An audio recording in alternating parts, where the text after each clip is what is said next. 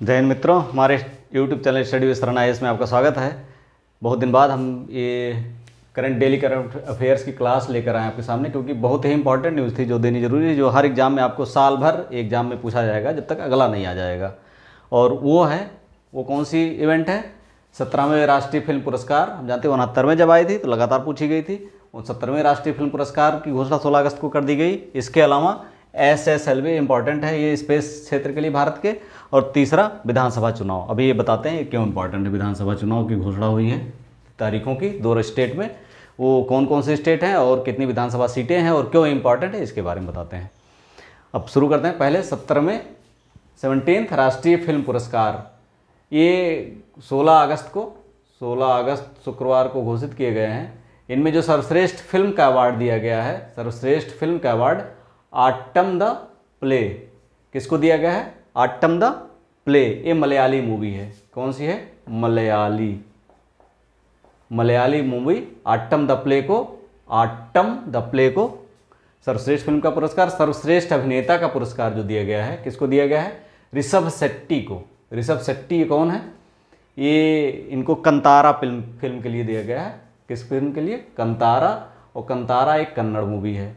सर्वश्रेष्ठ अभिनेत्री का पुरस्कार 2 लोगों को दिया गया है। नित्या मेनन को दिया गया है, मानसी पारेख को। नित्या मेनन को तिरुचित्राम्बलम तमिल फिल्म है एक, तिरुचित्राम्बलम इसके लिए दिया गया है।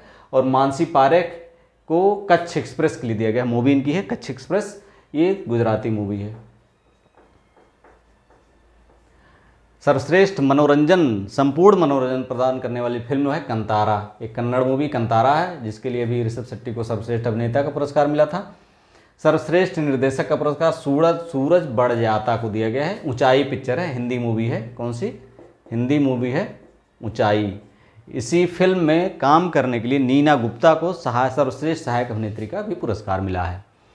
अब अगली न्यूज़ पे आते हैं। SSLV यानी स्मॉल सैटेलाइट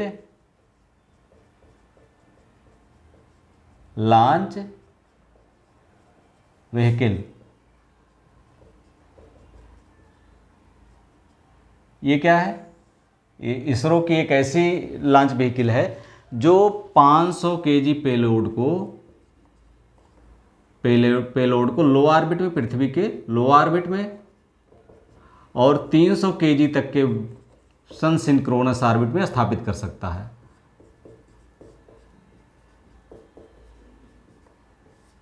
अधिकतर जहां पर हमारे उपग्रह रहते हैं तो 500 kg पेलोड को लो ऑर्बिट में, 300 kg पेलोड को सन सिंक्रोनस ऑर्बिट में स्थापित कर सकता है। इससे अभी 16 अगस्त को 2 छोटे उपग्रह भेजे गए। कौन कौन से? EOS-08 और SRO डेमोसाइट, ये दोनों भेजे गए हैं अंतरिक्ष में। और इनकी खास बात यह है कि ये इसकी SSLV की तीसरी प्रायोगिक उड़ान थी।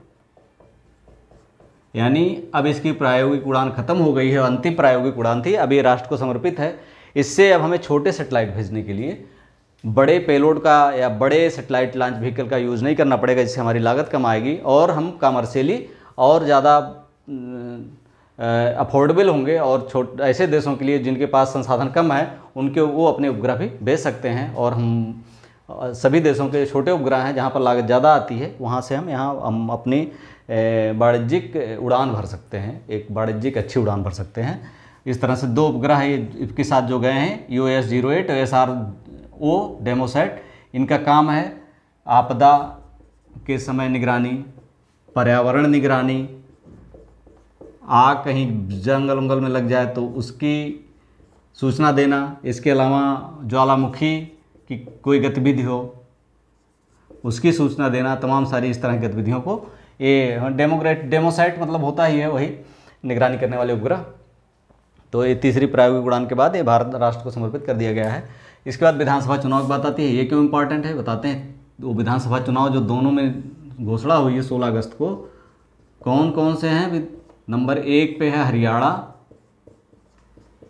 और दूसरी जो है जम्मू कश्मीर। अब समझ गए होंगे क्यों इम्पॉर्टेंट है। हरियाणा में 90 सीटें हैं, यहाँ भी 90 सीटें विधानसभा। हरियाणा में 1 अक्टूबर को होगा एक चरण में, और यहाँ पर 18, 25 सितंबर और 1 अक्टूबर को होगा विधानसभा चुनाव। ठीक, 3 चरण में होगा, और 4 अक्टूबर को मतगणना ये होगी। अगस्त 19 में क्या हुआ था, यहाँ से 370 और धारा 370 हटाई गई थी, 35 हटाया गया था। उसके बाद ये पहला विधानसभा चुनाव, हालांकि लोकसभा चुनाव हो चुका है, इसमें 55% मतदाताओं ने भाग लिया, जो आज तक का सर्वश्रेष्ठ रिकॉर्ड है। इसमें पीडीपी की महबूबा मुफ्ती और नेशनल कॉन्फ्रेंस के जो उमर अब्दुल्ला हैं, दोनों को मुंह की खानी पड़ी, बहुत बुरी तरह ये लोग हारे थे। इस वजह से इन्होंने इसको बाइकाट करने का इलेक्शन को किया, जैसे खिसियानी बिल्ली खम्भा नोचे वाली बात है। इस तरह की स्थिति बनती हुई दिख रही है। और इसमें इस विधानसभा चुनाव होने के बाद वहाँ के लोगों की जो ये मांग है कि विधानसभा हमारी अपनी, उनका जो एक वहाँ के लोगों का शासन भागीदारी का वास्तविक रूप से सहयोग होगा, और भारत की मुख्य धारा में जो अभी भी कुछ अलगाववादी नीतियाँ रह गई हैं 370 और 35 से हटने के बाद, वो कुछ जो थोड़े बहुत हैं उसको हटा करके मुख्य धारा में जोड़ने की जो स्थितियां बनती हैं, अगर कोई इस तरह की स्थिति बनती है तो उसको निश्चित तौर पे आगे बढ़ाया जाना चाहिए। और इसके लिए अगला कदम है विधानसभा चुनाव, और उम्मीद है कि जम्मू कश्मीर की जनता इसमें बढ़ चढ़ कर भाग लेगी और शासन में अपनी भागीदारी सुनिश्चित करेगी। अब आप समझ गए होंगे 4 अक्टूबर को मतगणना होगी, 4 अक्टूबर के बाद ही पता चलेगा कि क्या स्थितियाँ या ऊँट किस करवट बैठता है। इस तरह से हम देखते हैं कि ये तीनों घटनाएं इतनी महत्वपूर्ण हैं कि आपके आगामी एग्जाम में निश्चित तौर पे आने वाली हैं। इस तरह से और महत्वपूर्ण सूचनाओं के लिए, घटनाओं के लिए, एग्जाम ओरिएंटेड क्लासेस के लिए हमारे यूट्यूब चैनल को आप देखते रहिए। अगर अभी तक सब्सक्राइब ना किया हो, सब्सक्राइब कर लें। Thank you for watching.